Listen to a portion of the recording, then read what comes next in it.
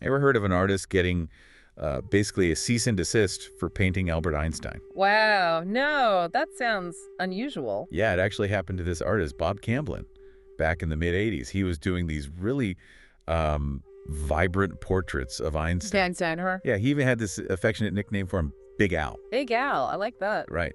But his paintings caught the eye of the Hebrew University and the Einstein Foundation. And not necessarily in a good way. They actually mounted a legal challenge. Okay, so right away, that's fascinating. You've got this, like, clash between artistic freedom and, well, controlling this really iconic image. Exactly. It makes you think, where are the lines with homage? Who gets to say how a public figure gets represented? Right. Who owns the image, essentially? Precisely. And that's what we're diving deep into today. We're looking Yep. at Bob Camblin's work, specifically this Big Al series. And our mission, really, is to try and understand his vision, the choices he was making, and all the stuff happening around the work. We've got descriptions, critiques, even some of Camblin's own writings on art and creativity to go on. So for you, the learner listening in, it's not just about looking at the pictures. It's about digging into the meaning Camblin packed in there. Yeah, exploring the conversation and, like you said, the conflict his art stirred up. This whole intersection of art, respect, intellectual property, Yeah. it's complex. Hopefully we'll hit some of those aha moments, getting into Camblin's quite unique perspective on it all. Okay, so let's get into the portraits themselves, the Big Al ones. The descriptions we have, they paint a picture that's miles away from, the standard serious Einstein photo. How so? Think bold, energetic, very expressionistic. Yeah. And he often used, text right in the paintings. Big text. Oh, interesting. Text in the paintings. Yeah. And the colors really vibrant. Fiery oranges, yellows, but then also cool blues, stark whites. The brushwork sounds really dynamic too, textured, almost like you'd want to reach out and touch it. So he's really injecting a life into the image, right? Not just a static portrait, trying to capture something more than just likeness. Absolutely. And we have some critiques of specific pieces that really bring them alive. There's one called the Electric Age Portrait. Okay. It sounds like pure energy, chaos almost. The description of the eyes is really something. One's like a dark shadowed pool. The other is stark white, but with this tiny red pinpoint, like a live wire. Wow.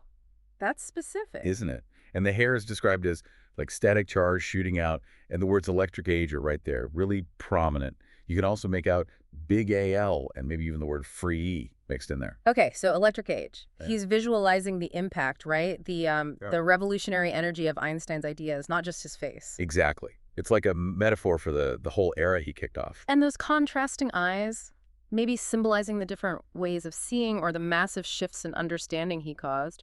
So much you could read into that. For sure. Then there's another one, the Big AL portrait that includes an arch. An arch, like architect. Yeah, framing him almost reverentially. He's got this halo or nimbus of white hair.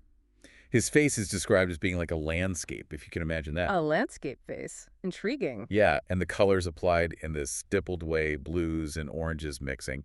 His mustache is apparently like the anchor in the middle of it all. Okay, so a sense of grandeur, maybe. Yes, but then underneath you get Big AL written in these jaunty letters, and there's a little heart drawn over the eye. A heart. So playful. Totally. And the background is this textured universe, so it's like he's honoring this giant, but also making him seem human, approachable, fun even. That juxtaposition is fascinating. The reverence of the arch, the icon, but then the very informal, warm Big AL with a heart. It really creates a tension, doesn't it? It does.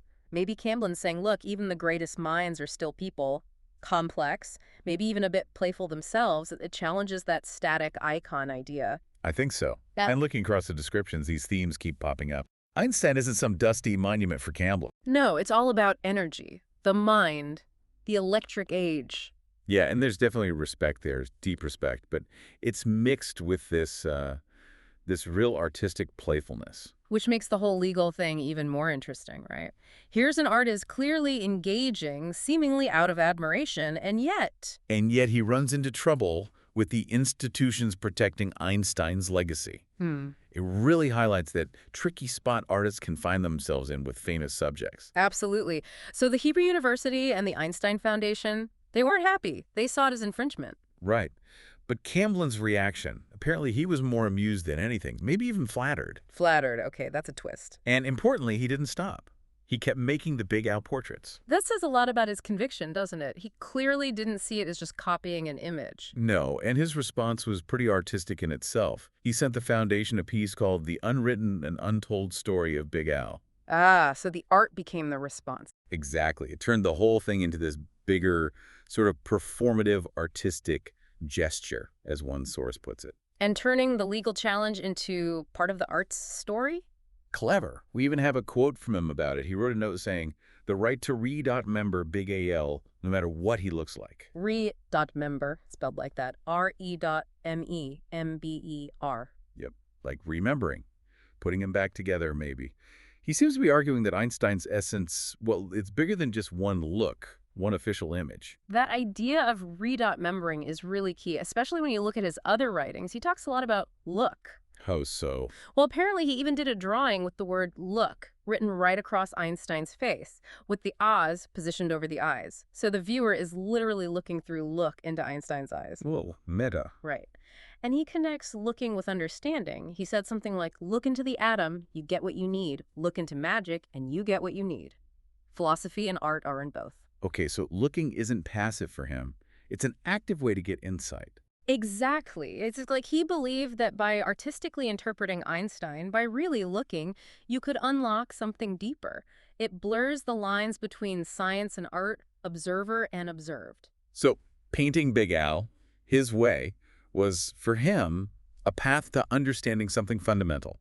It seems so. And his general ideas about art really back this up. He didn't just see art as making pretty pictures. What did he see it as? Something vital, for life's sake, even survival, he said. He talked about balancing intuition and logic, about embracing the unknown and naive approach. The naive approach. Interesting. Yeah, like resisting just learning how things are supposed to be done and instead really thinking for yourself. You can kind of see the Big Al series fitting that, can't you? It's a very personal, maybe naive take on this huge figure driven by his own gut feeling. Yeah, absolutely. Not just repeating the standard image. And that re.membering idea, it feels active, not just recalling, but maybe reinterpreting, bringing these figures back through his specific artistic lens. It fits. He also seemed interested in paradox, didn't he? No. Multiple viewpoints. Definitely.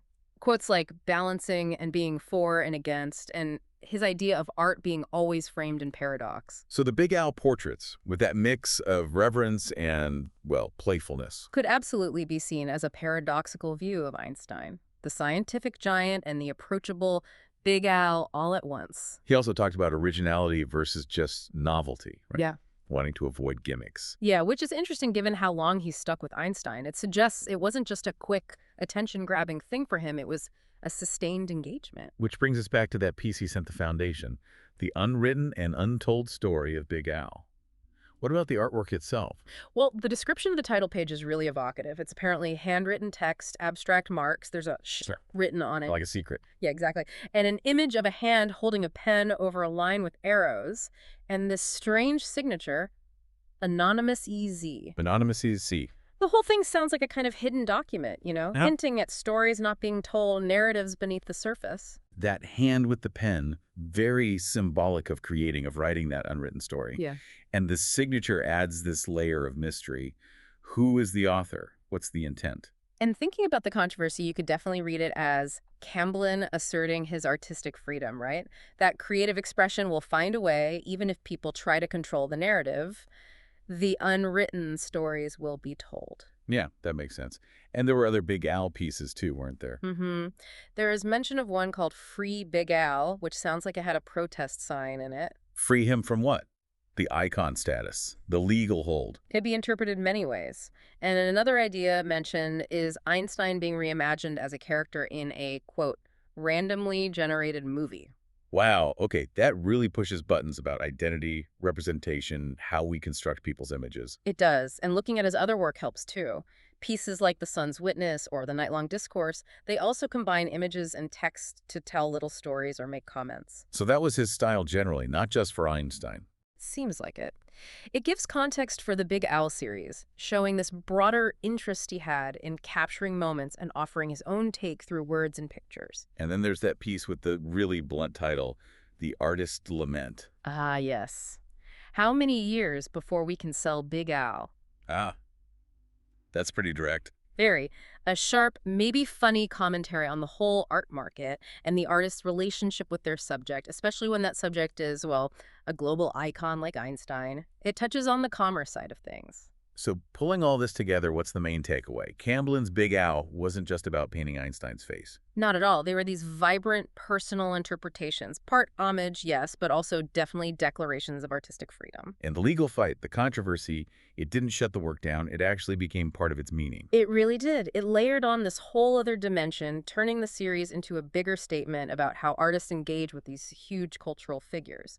And digging into his own writings gives us that philosophical backdrop, his ideas about really looking, about intuition, questioning norms, finding meaning through observation. Right. It shows the thinking behind the art. So for you, the learner, hopefully this deep dive has sort of peeled back some layers on that relationship between artists and subjects, how icons get represented, and how art can really grapple with and reshape our view of famous figures. What does Camblin's Big Owl make you think about how we perceive genius and what the artist's role is in shaping that perception? Yeah, that's a good question to ponder. And maybe one last thought to leave you with. In a world just flooded with images of famous people, what does it really mean for an artist to remember someone like Einstein in their own unique, maybe even controversial way? And why does that sometimes provoke such a strong reaction? Think about those unwritten and untold stories. Camblin hinted at what might be hiding just beneath the surface of any image we think we know so well.